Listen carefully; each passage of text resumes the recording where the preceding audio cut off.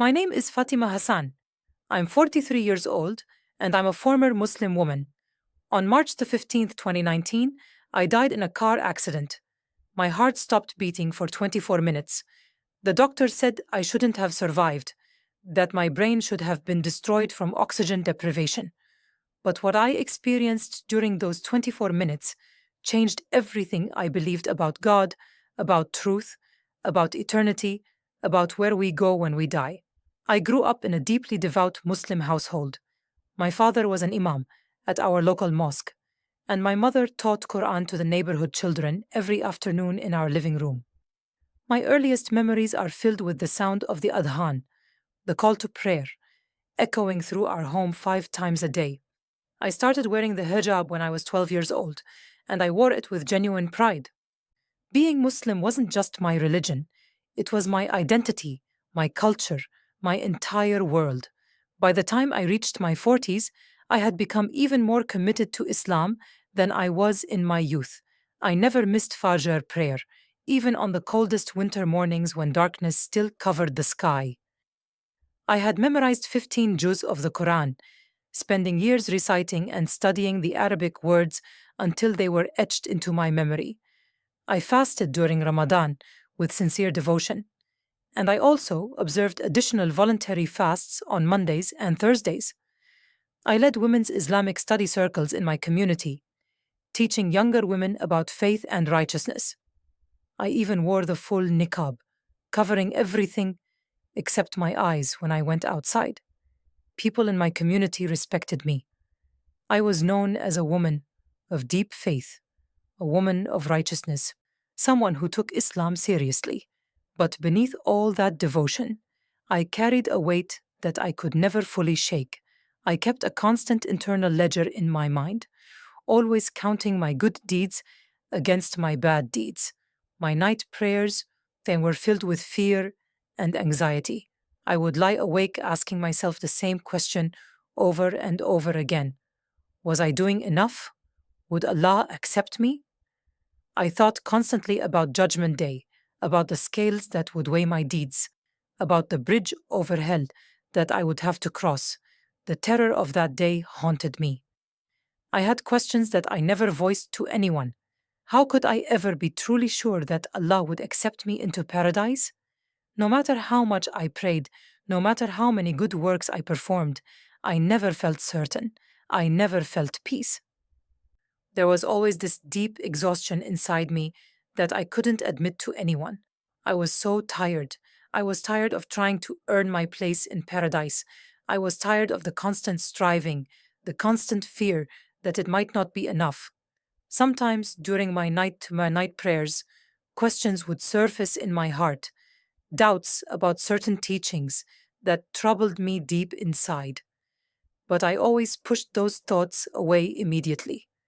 I told myself that doubt came from Shaitan, from the devil trying to lead me astray. Questioning was dangerous. In my understanding, apostasy meant death. So instead of exploring those questions, I prayed harder, I fasted longer. I tried to silence the questions with even more devotion, hoping that if I just did more, the uncertainty would finally go away. March 15th, 2019 started like any other Thursday morning. I woke up at 4:45 in the morning for Fajr prayer. That morning, I prayed with unusual focus and devotion, though I didn't understand why. I felt something stirring in my heart, a strange sense of expectation that I couldn't explain. After prayer, I made breakfast for my family. My husband left for work, and my children were already away at university. I remember standing at the kitchen window, watching the sun rise over the horizon, feeling strangely aware of everything around me, as if something significant was about to happen. I needed to drive across town to visit my elderly aunt. She had been ill for several weeks, and I wanted to bring her homemade soup and medicine. At 10:30 in the morning, I got into my car. The traffic was moderate and the weather was clear and beautiful. I turned on a Quran recitation as I drove, listening to Surah Ar-Rahman. I remember the verses clearly. So which of the favors of your Lord would you deny? Those words echoed in my car as I drove through familiar streets. I was approaching a major intersection that I had crossed 1,000 times before. The light was green for me. I was traveling at perhaps 50 kilometers per hour, a normal speed for that road. Then everything shifted into slow motion. From my left side, I saw a massive truck running the red light, barreling straight toward my car. I had maybe 2 seconds to react. It wasn't enough time to swerve. It wasn't even enough time to scream. The impact was like an explosion. Metal crumpled and glass shattered all around me. My body was thrown violently against the seatbelt, and then I was flung sideways. My head struck the driver's side window with tremendous force. I tasted blood in my mouth immediately. Pain radiated through every part of my body at once. It felt like my body was being torn apart from the inside. I was aware of people gathering around the wreckage. Someone was shouting, "Call an ambulance! She's bleeding badly!" My vision began to darken at the edges, like a tunnel closing in. I struggled desperately to breathe, but I couldn't get air into my lungs. Each attempt to inhale produced only a horrible gurgling sound. I tried to say the Shahada, the Islamic declaration of faith that every Muslim hopes to say before death. I whispered the first words. I testify that there is no God but Allah. But I couldn't finish the sentence. The darkness was swallowing me whole. The last physical sensation I felt was the warmth of my own blood running down my face. And then there was nothing. The blackness was absolute and complete. There was no sight, no sound, no physical sensation whatsoever.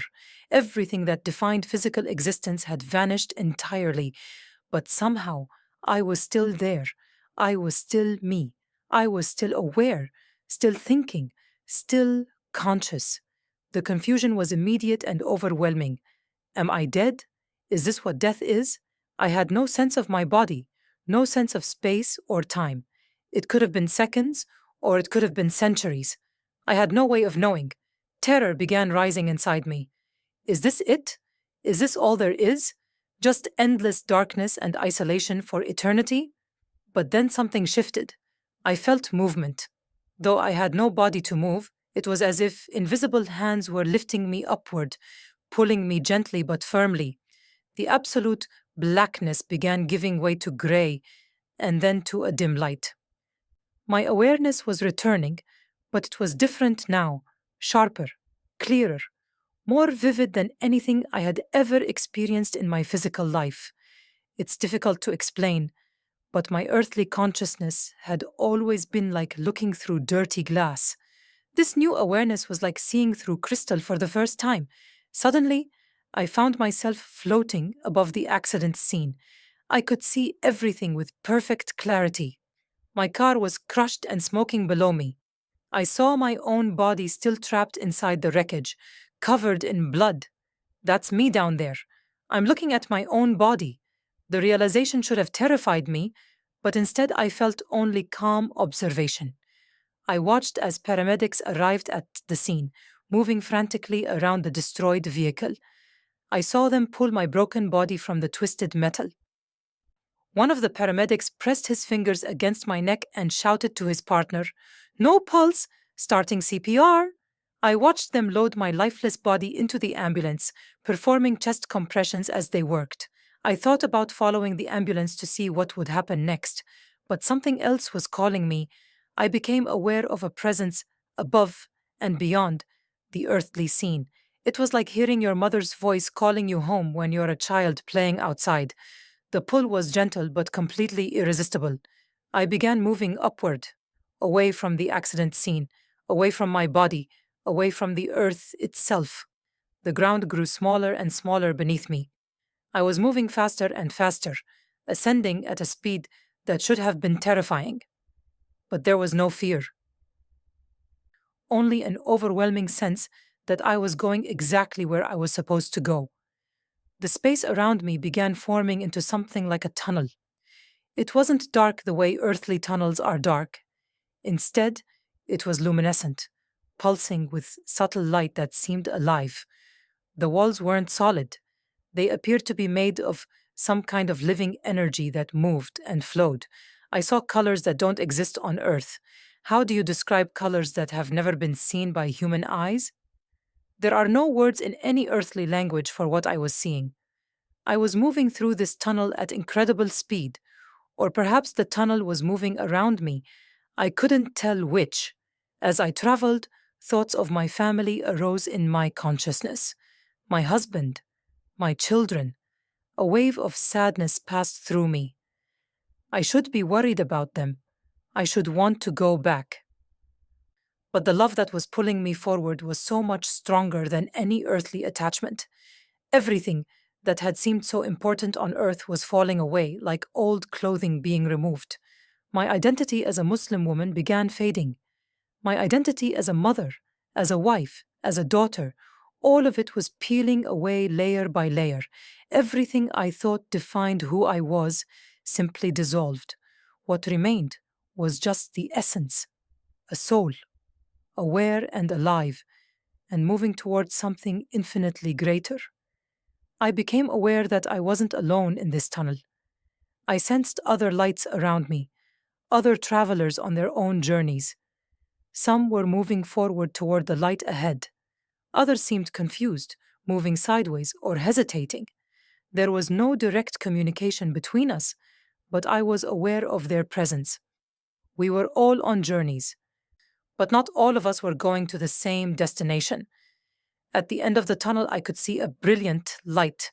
It was golden and white and more pure than anything I had ever seen. This wasn't like sunlight.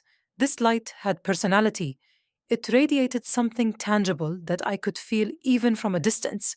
It radiated love, actual, substantial, tangible love. The closer I got to this light, the more overwhelming the sensation became. Love poured over me like waves crashing on a shore. Peace unlike anything I had ever known in all my years of Islamic prayer washed through me. In that moment, I understood something profound.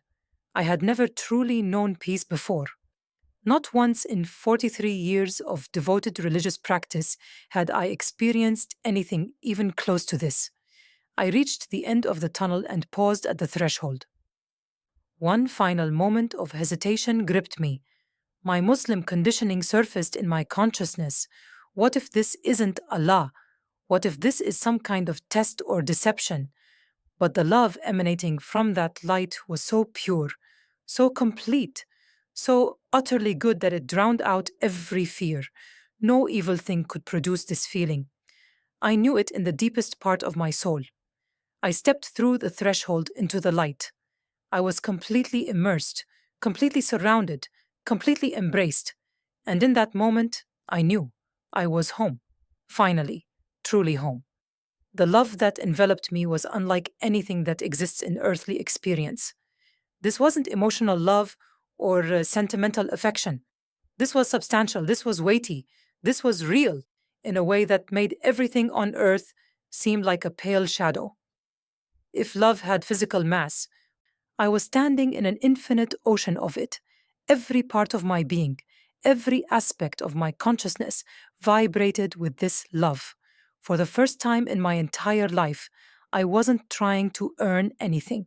I wasn't performing or striving or working to prove my worth. I was simply loved, completely, unconditionally, perfectly. But even as I experienced this overwhelming acceptance, my Muslim training began asserting itself in my mind. This must be Allah. I'm about to face the judgment I've feared my whole life. I braced myself internally, preparing for the scales that would weigh my deeds, preparing for the interrogation about my life. But there was no terror. There was no sense of judgment or condemnation. There was only this incredible embrace of pure love. The confusion in my mind grew stronger. Why am I not afraid? Everything I was taught about death and judgment wasn't matching what I was actually experiencing. Then I became aware of a figure within the light. I wasn't seeing with physical eyes anymore. I was perceiving with spiritual senses that were far more acute than anything earthly vision could provide. There was a man standing before me, radiating light or perhaps made of light itself. As he came closer, details began emerging with startling clarity. He wore a robe of brilliant white that seemed to glow from within. His face held a kindness that was beyond any human expression, appearing both ancient and young at the same time. His eyes contained entire universes, yet they were focused completely and entirely on me. He extended his hands toward me in a gesture of welcome. And then I saw them: wounds, visible scars in his hands where nails had pierced through. My mind rejected what I was seeing before my heart could fully accept it. Those wounds, those nail scars. No, no, it can't be. This is impossible. This is wrong. Everything in my Muslim upbringing screamed inside my consciousness: impossible. Turn away. This must be a deception. I was looking at Jesus. I knew it instantly and completely. Everything I had been taught for 43 years told me this was shirk. This was associating partners with God. This was the greatest sin in Islam. Is this a test? Is this Dajjal, the great deceiver that Muslims are warned about? But even as these thoughts raced through my mind, my soul responded differently. Something deep within me recognized him, had always known him. Nothing false could produce this love. Nothing evil could create this peace. I looked at his face again, searching for any trace of deception or malice. There was none. Only truth. Only love. Only a profound goodness that penetrated every barrier I had ever constructed. The warfare in my mind was intense. 43 years of Islamic teaching versus the undeniable reality standing before me. But as I looked into his eyes, as I felt the love radiating from his presence, I knew, every part of me knew. This was not Dajjal, this was not deception, this was God Himself. He began to communicate with me, though not with audible words. This was heart to heart, soul to soul, direct communion that transcended language entirely. His thoughts flowed into my consciousness and became my thoughts. Knowledge poured into me faster than earthly thinking could ever process. It was like downloading eternity into a single moment. The first message that came through was so overwhelming that I felt I might dissolve entirely. Welcome home, beloved daughter. Daughter, not servant, not slave, not a worshipper hoping to earn favor. Daughter, I wept, though I'm not sure tears exist in that realm. But I didn't know you. I didn't worship you. I spent my whole life denying you. His response radiated through every part of my being. I have always known you. I have waited for you. Every prayer you prayed in fear, I heard. Every night you cried, wondering if you were enough, I was there. The compassion in his communication was staggering. There was no anger about my Muslim faith, no condemnation for rejecting him throughout my earthly life. He understood. He saw my sincere heart. He recognized my genuine seeking. His thoughts continued flowing into me. You sought God with everything in you, and now you've found Him. I saw that He honored my devotion, even when it had been misdirected. He valued my prayers, even when I hadn't known who I was truly praying to. The realization was almost too much to bear. All those years, all those prayers, all that striving, and He had been listening the entire time. Now I need you to understand something crucial here. This wasn't a dream. It wasn't a hallucination caused by oxygen deprivation or brain trauma. I was more awake, more conscious, more truly alive than I had ever been in my physical body. Everything I had experienced on earth, that was the shadow, the dim reflection. This was reality in its fullest form. What I'm telling you right now is more real than the chair you're sitting in or the device you're holding. Jesus extended his hand toward me again, and suddenly the space around us opened up. It wasn't a room or a location in any earthly sense. It was a dimension where time and space functioned differently. My entire life appeared before me. All 43 years were somehow present simultaneously. I wasn't watching it like a movie.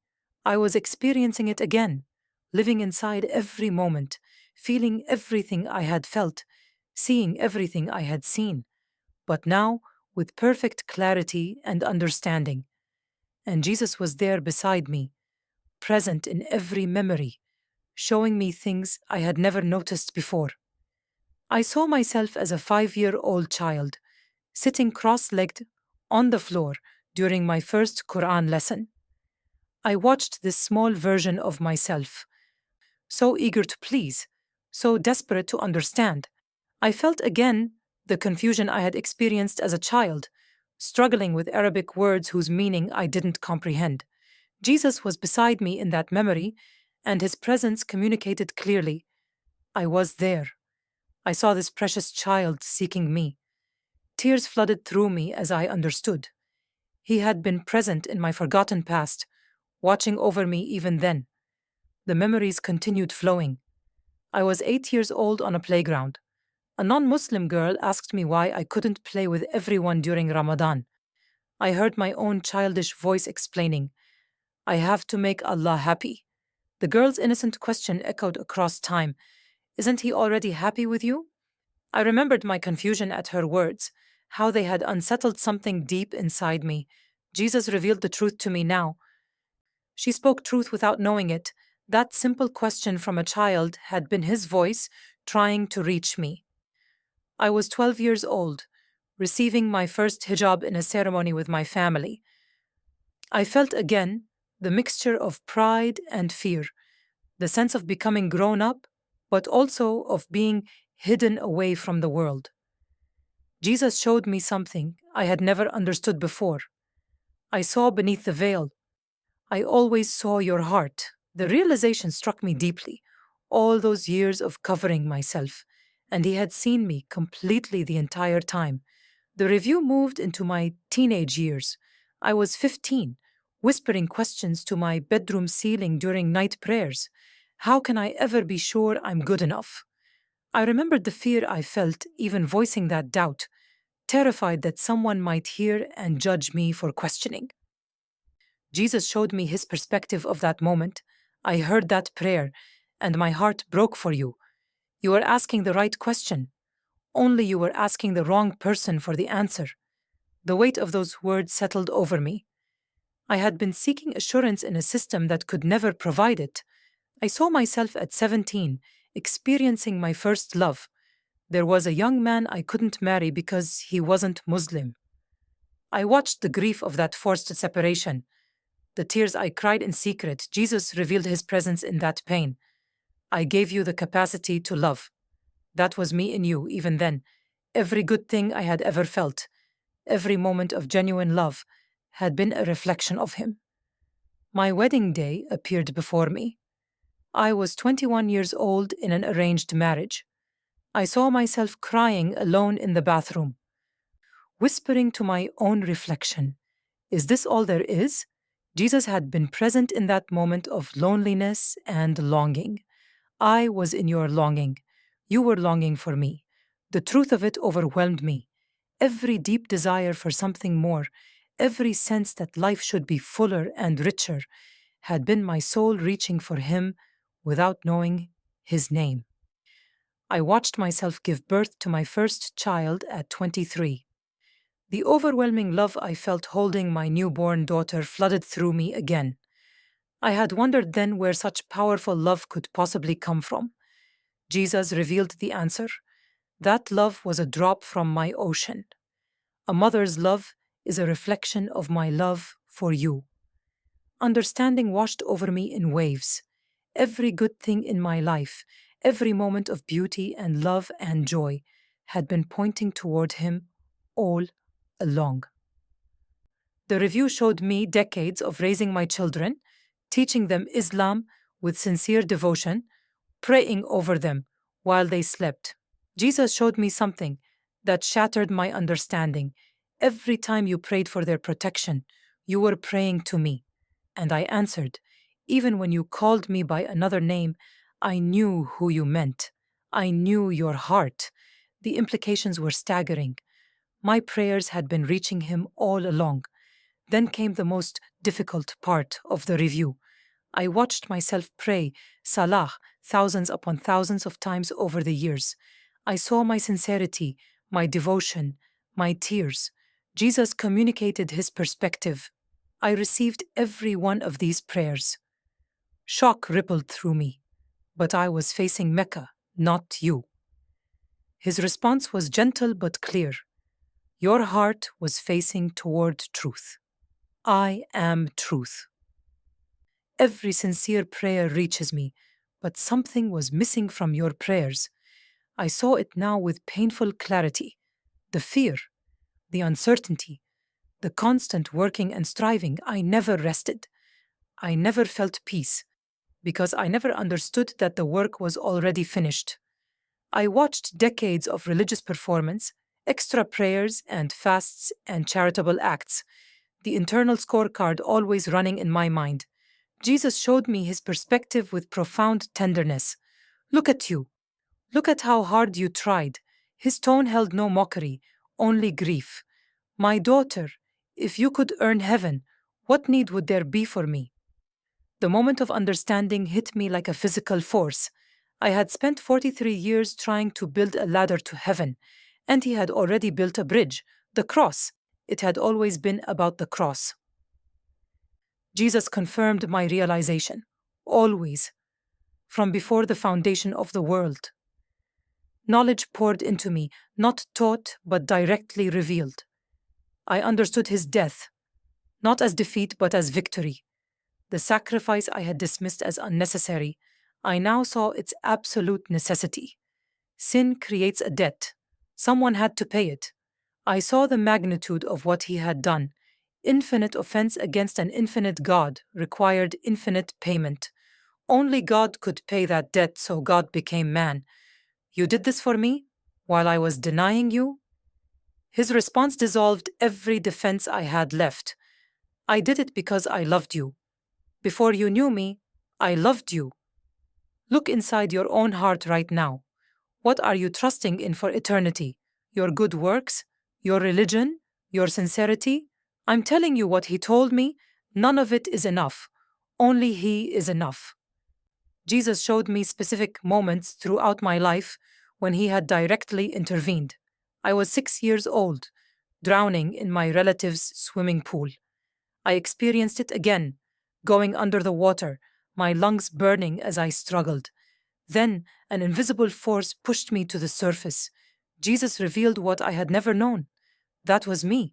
I wasn't ready for you yet. He had saved my life that day, and I had never known it was him. I was 19 years old, stepping into the street without looking. A car with failing brakes came speeding toward me. I watched the memory again, seeing my body frozen in place, the car missing me by mere centimeters. Jesus showed me the truth. I moved you. Just inches. That's all it took. Another moment when he had preserved my life without my awareness. At 32, I had gone through medical tests for what doctors feared was cancer. I relived the terror of waiting for results, the prayers I had offered in the mosque, the miraculous news that the tests came back clear. Jesus revealed what had actually happened. I healed you. Your prayers in the mosque, I heard them. Even then, when I was praying to Allah, my prayers had reached him. He had answered. But he also showed me moments when he had tried to reach me directly. I was 24 years old when my Christian neighbor brought cookies to welcome us to the neighborhood. I heard her words again. Jesus loves you. I watched myself offer a polite but firm rejection, closing the door on her kindness. Seeing it from his perspective now, I recognized his presence in her face. I sent her to you. But you weren't ready yet. At 30, I found a Bible at a garage sale. I remembered the curiosity that stirred in me, quickly suppressed by fear of what my family would think if they saw it. That was me, calling you. But fear stopped your ears. At 38, I had a dream of a man in white reaching toward me. I had dismissed it as meaningless. Jesus showed me the truth. I came to you in your sleep. You almost recognized me. A pattern emerged as I saw these moments together. He had been pursuing me my entire life. You were always pursuing me. His response filled me with wonder. Always. I am the Good Shepherd. I leave the 99 to find the one. Even when I was worshipping wrongly, his answer shook my understanding. You were worshipping the true God with wrong understanding, and I honored your heart. But understanding matters, beloved. Truth matters. Then came the hardest part. Jesus began showing me, gently but clearly, the errors in Islam. Islam teaches I never died on the cross, but I saw the truth now with absolute clarity. You did. I'm seeing it now. You did die. Islam teaches you're only a prophet. Truth flooded into me. But you're God. You're standing before me. You're God. Islam teaches I must work my way to paradise. The understanding was overwhelming, but you already opened the door. You are the door. There was no condemnation in his revelation, only truth spoken in love. I don't condemn you for believing what you were taught. But, beloved, you must understand there is only one way to the Father. I am the way, the truth, and the life.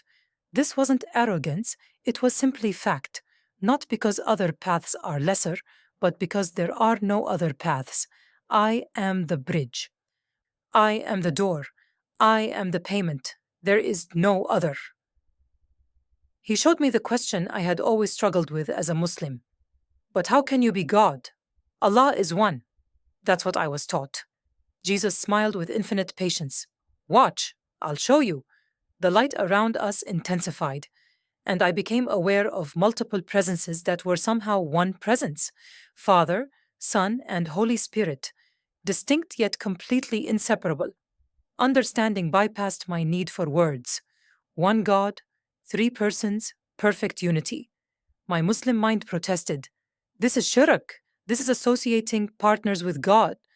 But experiencing it directly, I knew the truth. No, this is God revealing his full nature. This is not division. This is depth. Standing in his light, I saw myself truly for the first time. Not just my actions, but my heart. Every selfish thought, every cruel word, every moment of pride disguised as piety. The times I had judged others for being less righteous than I thought I was. The secret sins I had hidden even from myself. I had thought I was good. I had thought I was earning paradise. The truth was devastating. I was filthy, completely unworthy. Terror gripped me. How can I stand here? How am I not consumed? But when I looked down at myself, I saw something impossible. I was clothed in white, in righteousness that wasn't my own. Jesus explained what I was seeing. This is my righteousness. I've covered you with it. Your attempts at righteousness are like filthy rags. But my righteousness is perfect, complete, eternal. This is grace. This is what you could never earn. The word I had never truly understood before suddenly made perfect sense. Grace, unmerited favor, undeserved love. Unearned salvation, it's a gift. Jesus confirmed it, it's a gift. You can't buy it, earn it, work for it, only receive it. My works-based mind struggled against the simplicity. But that seems too easy. His response cut through my resistance. Easy? Look at my hands. I saw the wounds again, understanding for the first time what they cost him. It was not easy, but I paid it. The question is, will you receive it?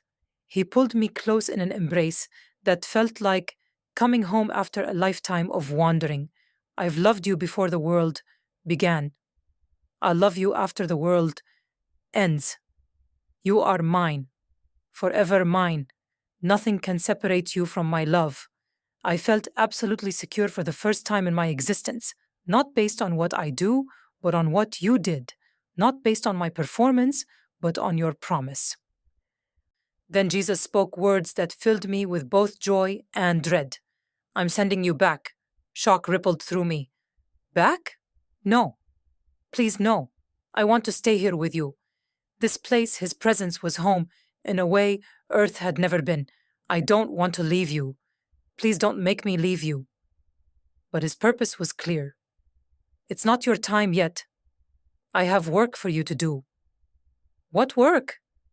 His answer was both simple and terrifying. You must tell them what you've seen. Fear spiked through me immediately. Tell who? Muslims? Lord, they'll kill me.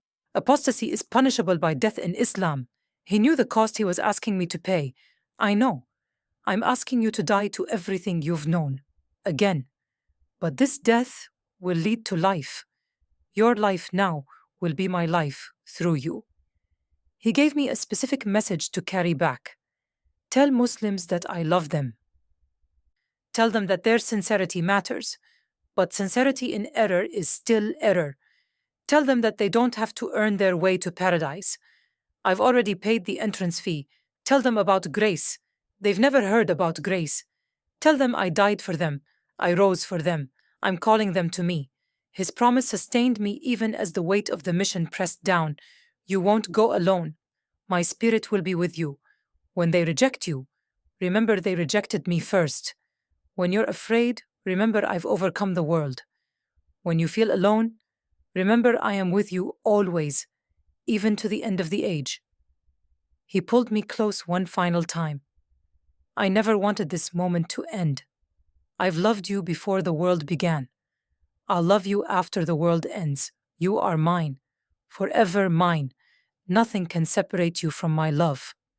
I felt a marking, spiritual and internal. This is my seal. You belong to me now. No one can snatch you from my hand. Even when you stumble, and you will, I won't let you go. The security was absolute and unshakable.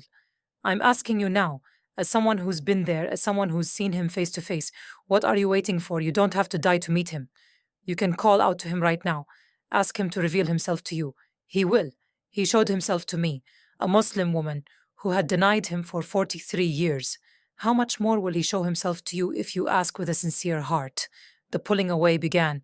I was being drawn backward, away from his presence. Jesus' face was the last thing I saw. His expression held love, pride, and commissioning all at once. Go now, beloved. Go and tell them. Moving away from him was agony. Every inch of distance felt like being torn apart. No. Please. Not yet. But the pulling was unstoppable. I re-entered the tunnel, but the darkness was different now. It wasn't empty. It was pregnant with promise. I carried his presence inside me. He was still with me even as I left him. Speed increased dramatically. Earth grew larger below me. I could see the hospital, the intensive care unit where my body lay. Doctors surrounded the table. Monitors showed flat lines. A doctor was calling the time of death. 24 minutes. Call it. But I knew it wasn't over. No, not yet. I'm not done. I hovered above my broken body, looking down at that shell of flesh and bone. Reluctance filled me. I have to go back into that. After the freedom of existing as pure spirit, the body felt like a prison. Then came the violent pulling, and I was slammed back into flesh. It felt like being shoved into a coffin. The limitations, the pain, the crushing heaviness of physical existence overwhelmed me. After the lightness of the spiritual realm, my body felt unbearably dense and restrictive. I gasped, and air tore into my lungs like shards of glass. Pain exploded everywhere at once. After the perfect peace of heaven, earthly pain was shocking beyond description. My body convulsed involuntarily. Monitors erupted in sound and flashing lights. Doctors were shouting, "She's back! We've got a pulse!" Confusion filled the room. One doctor's voice rose above the others. "That's impossible! She's been dead for 24 minutes. There should be massive brain damage." My mouth formed words I couldn't control. "Jesus! Jesus! Jesus is real!" A doctor's face appeared above me, his expression a mixture of relief and concern. "Ma'am, you're in the hospital. You've been in a serious accident." But I grabbed his coat with whatever strength I had, urgent and desperate. "You don't understand. Jesus is real. I saw him." A nurse spoke to the doctor in a low voice that I could still hear. "Possible brain damage." She's speaking incoherently. Frustration filled me. I wasn't incoherent. I had never been more coherent, more clear minded in my entire life. Everything around me seemed strange and unreal. This isn't real. Heaven was real. This is the shadow. Colors appeared dull and washed out. Sounds were harsh and grating. The air felt thick and difficult to breathe. I had been experiencing reality in the high definition, and Earth was like looking at a blurry, low resolution image. The longing to return hit me immediately. I missed him with an aching intensity. It felt like being ripped from your mother's arms as a small child. That's what returning to Earth felt like. Over the following hours, medical staff ran countless tests: CT scans, MRIs, neurological evaluations. Every doctor who saw the results expressed the same bafflement: no brain damage. How is that possible? One neurologist stood at my bedside, shaking his head. You were without oxygen for 24 minutes. By every medical standard, you should have severe brain damage. You should be in a vegetative state. But I knew why I was intact. He preserved me. He has work for me to do. My physical injuries were extensive: broken ribs, a collapsed lung, internal bleeding. But my body would heal. My soul was already healed. Every person who entered my room received the same message from me. Nurses adjusting my IV, orderlies bringing meals, physical therapists checking my mobility. I told every single one of them, I met Jesus. He's real. You need to know him. The medical staff began thinking I was experiencing some kind of religious delusion. One psychiatrist visited and gently suggested that trauma sometimes causes the brain to create comforting narratives. I looked him directly in the eyes. Evaluate my mental state if you want. Run whatever tests you need. But I know what I saw. Nothing you say will change that. The internal changes were profound and immediate. I looked at my own hands, and they were the same hands I had always had, but I was completely different.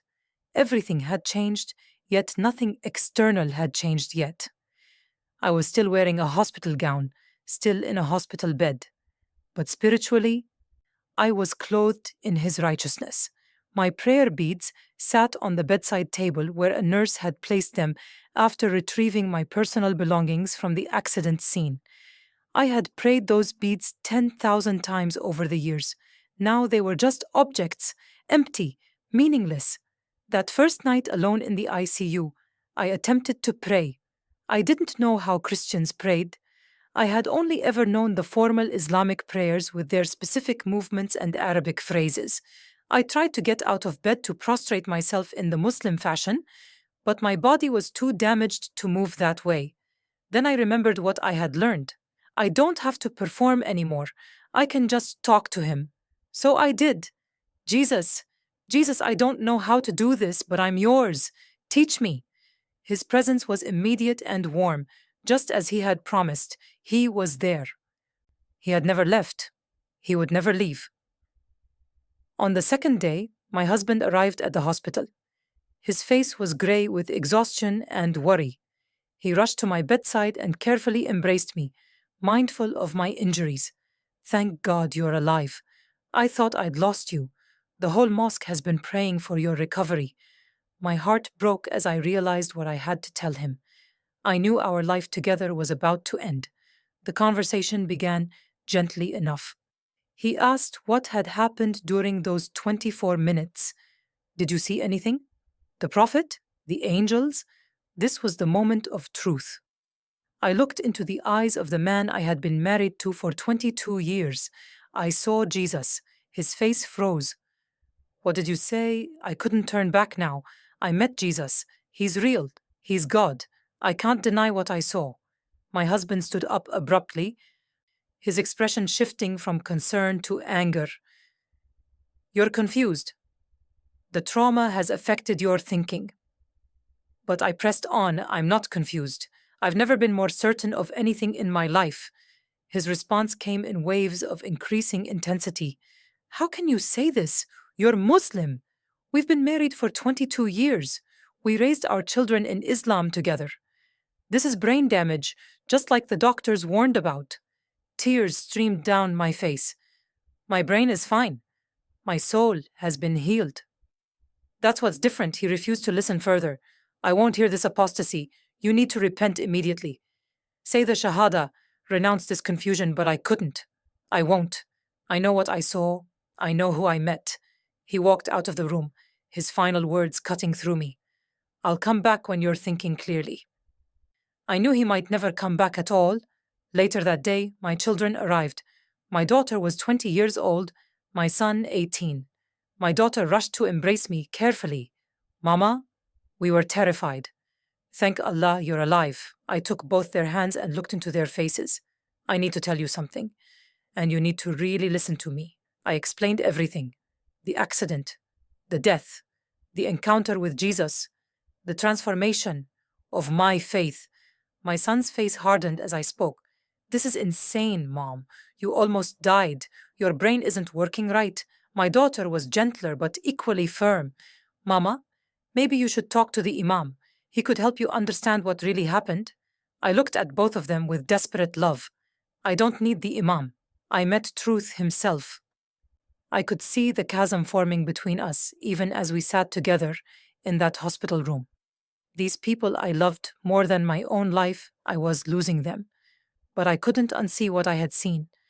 I couldn't unknow what I knew. The cost was already being counted, and it was everything I had built my life around.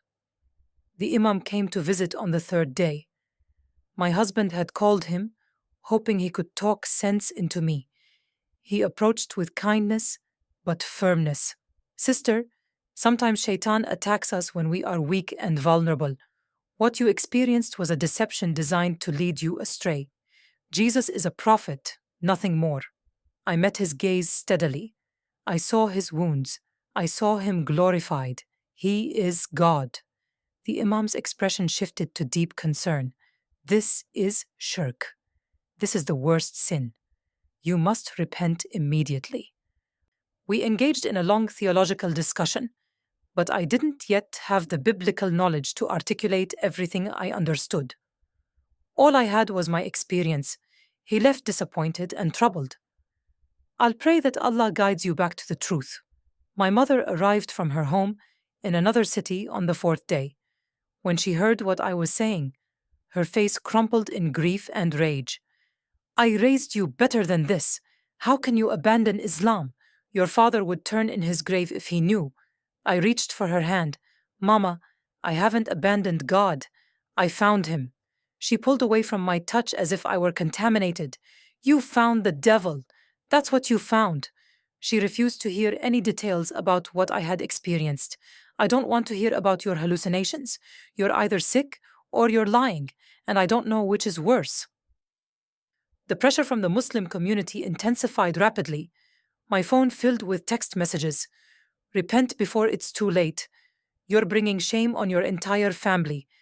Apostate, kafir, enemy of Islam. Some messages contained outright death threats. Apostasy is punishable by death in Islam. Watch yourself. Be careful where you walk. Every message felt like a knife stabbing into my heart. But even in the midst of that pain, I felt his presence strengthening me. He had warned me this would happen. He had promised to be with me. And he was. Friends I had known for 20 years stopped visiting. People who had sat in my home, eaten my food, prayed beside me in the mosque, they all disappeared. I was experiencing social death alongside my physical near-death. The isolation was crushing at times, but the truth remained. I wasn't alone. He was with me. In the pain, in the rejection, in the loneliness, he was there. During the second week of my hospital stay, I asked the hospital chaplain if he could bring me a Bible. He looked surprised. Aren't you Muslim? I saw the hijab and prayer beads. I held his gaze. I was Muslim. I'm not anymore. I met Jesus. I need to know him better. Tears filled the chaplain's eyes. He grabbed my hand and wept. I'll bring you one today. Sister, welcome home. When he returned with the Bible, he suggested I start with the Gospel of John. I opened to chapter 14 and began reading. I am the way, the truth, and the life. No one comes to the Father except through me. Those were his exact words to me, the very words he had spoken directly into my soul. I kept reading, and every sentence felt alive. This book wasn't written by men. I could feel him in every word, every phrase, every teaching. I spent hours reading through the entire Gospel of John that day. When I reached the crucifixion account, I wept uncontrollably. He endured this? For me, while I was denying him, mocking the cross, teaching my children that he never really died. He suffered all of that, and I hadn't known. I hadn't understood. The magnitude of what he had done overwhelmed me completely. All my questions about Islam suddenly had answers. Why had I never felt peace? Because the work was never finished in Islam. Every day brought new requirements, new works to perform, new deeds to add to the scale.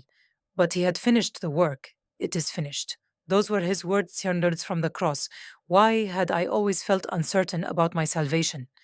Because in Islam, salvation is always performance-based. You can never be sure your good deeds outweigh your bad deeds until Judgment Day. But he had made salvation sure, not because of anything I had done, but because of everything he had done. Why had my prayers always felt like talking to the ceiling? Because I wasn't addressing the one who could truly answer. Now I knew his name. Now I knew his face. Ask yourself this question and be completely honest. In your religion, can you ever be truly sure you're saved? Can you ever rest? Or are you always striving, always uncertain, always hoping your good deeds will outweigh your bad? I lived that way for 43 years, and I'm telling you from experience, that's not life, that's slavery. Jesus offers rest, real rest, deep rest, because the work is already done, completely done, perfectly done, forever done. By the third week, I was physically healed enough to be discharged from the hospital. But the question remained, where would I go? My husband made his position clear. You can come home if you renounce this apostasy. Otherwise, you're not welcome. I looked at him with deep sadness. I can't renounce the truth. Then you have nowhere to go. He walked away, and I knew our marriage was over.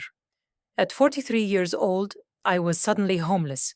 The hospital chaplain connected me with a Christian family willing to take me in. I left the hospital with nothing but the clothes I was wearing, no money, no possessions, no family support, but I had him. And as I would discover in the days and months ahead, he was enough. He was more than enough.